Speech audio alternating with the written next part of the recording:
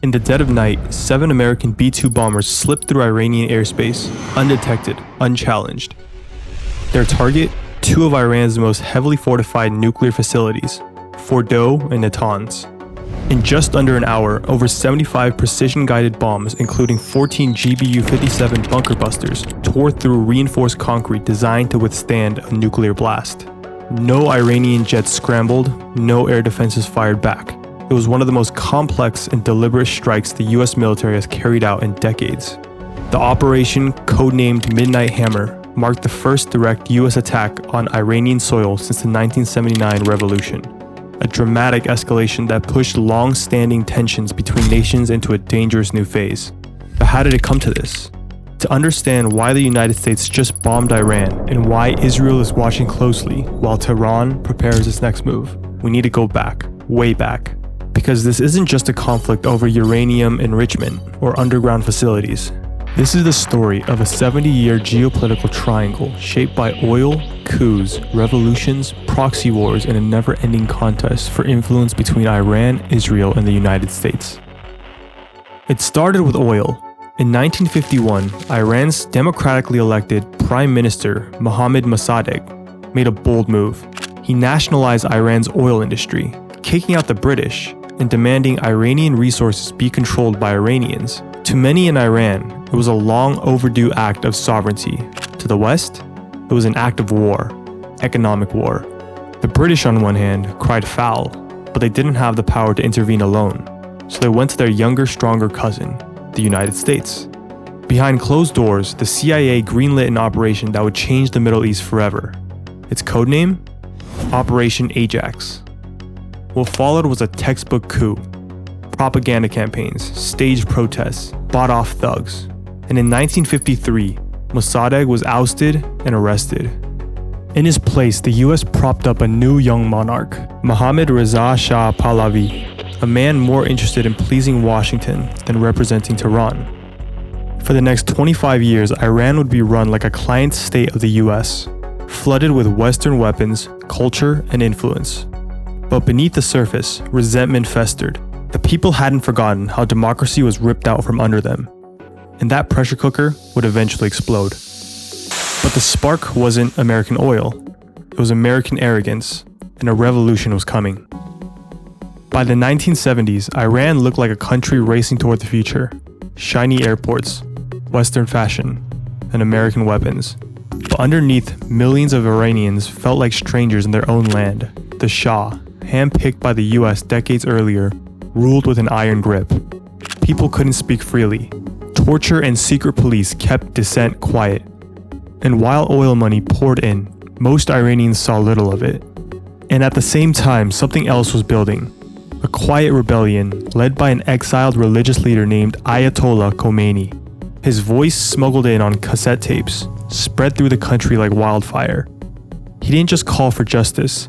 He called for the end of Western control and a return to Islamic rule, one where Iran would never again be a pawn in someone else's game. In 1979, that vision became reality. The Shah fled, the people rose up, and almost overnight, Iran transformed into the world's first Islamic republic. Not a monarchy, not a democracy, but a theocracy run by clerics. And with that came a deep, permanent scar in Iran's relationship with the United States. Then came the breaking point. Later that year, angry crowds stormed the US embassy in Tehran, taking 52 American hostages. The standoff lasted over a year. America was humiliated. Iran was isolated, and any chance of rebuilding ties shattered for good. But isolation didn't weaken Iran, it hardened it. Instead of fighting directly, Iran began building a different kind of power, one that wouldn't rely on armies or tanks. It started small, in a country caught in its own civil war, but it would grow into a vast underground network that would haunt the Middle East for decades. While the US and its allies maintained dominance through military bases and billion-dollar defense deals, Iran took a different path. It built a web. Not of trade, not of diplomacy, but of proxies. It began in Lebanon in the early 1980s. With civil war tearing the country apart and Israeli forces occupying the south, Iran saw an opportunity.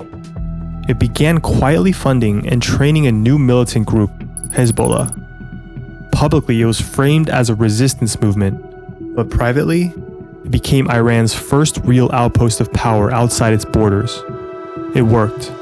Hezbollah grew into one of the most powerful non-state actors in the world, launching attacks, running social programs, even holding seats in parliament. And they didn't just fight Israel, they changed the game. Iran realized it didn't need to fight wars directly. It could use local groups in Iraq, Syria, Yemen, Gaza to advance its interests while keeping its hands technically clean. Over the decades, this strategy turned Iran into a ghost player, never fully in the spotlight, but always pulling strings in the shadows. Washington saw this and grew nervous. Tel Aviv saw it and grew furious. Because while Iran was building influence through ideology and insurgency, Israel was beginning to feel surrounded. And that fear would lead to secret missions, nuclear sabotage, and a silent war most people never saw. While Iran's proxies expanded its reach, something else triggered even greater alarm: enrichment. By the early 2000s, satellite images and intelligence reports revealed what many had suspected. Iran was building the infrastructure to enrich uranium. Tehran insisted it was for civilian energy, but Western analysts weren't buying it. The underground bunkers, the high-speed centrifuges, the secrecy. It didn't look like a power plant. It looked like a program built for the unthinkable. To Iran, a nuclear weapon was the ultimate insurance policy, a way to ensure it can never be invaded, never be overthrown, never be bullied again. To Israel, it was an existential threat. The Iranian regime had called for the destruction of the Israeli state. A nuclear-armed Iran was not just dangerous, it was unacceptable. So a shadow war began.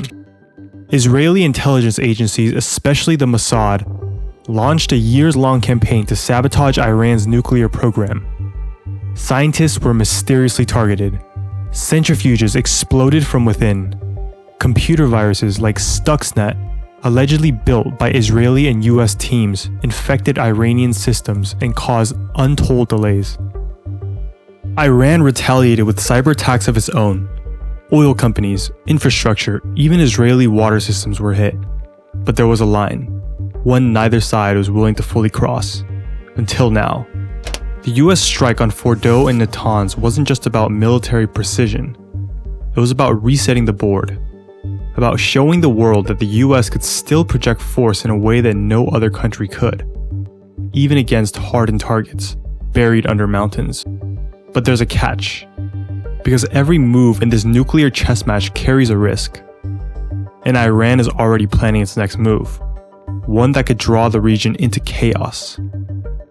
For over 70 years, the US, Iran, and Israel have been entangled in a cycle of alliances, betrayals, shadow wars, and strikes.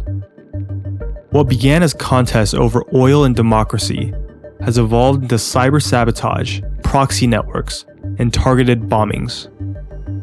The seemingly unbreakable cycle was interrupted, not by conventional diplomacy, but by the unexpected hand of President Trump.